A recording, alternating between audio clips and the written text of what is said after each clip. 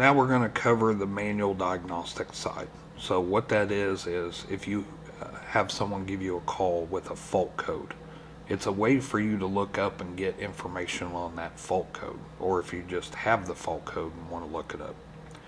How that works is you go back into the manual side, so the manufacturer. So we're going to select Cummins. We're going to do the ISX.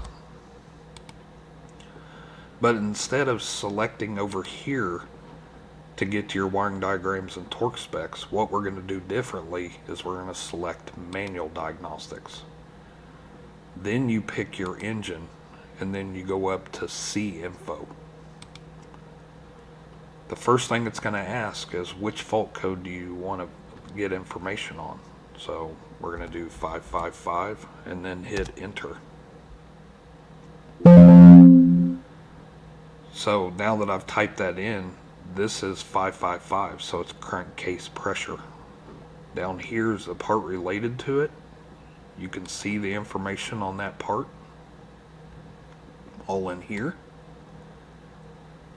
And as we spoke on before, if you want to, you can take the time and add the part numbers just by clicking the plus, or more pictures or information.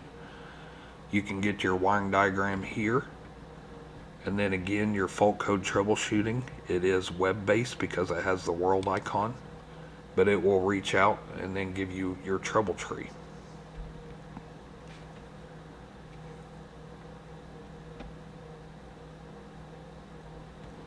So as you can see, we start down the path here.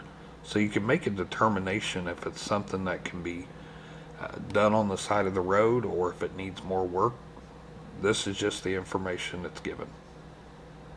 When you're finished, you can hit the back arrow and then hit the home button. Will take you back out.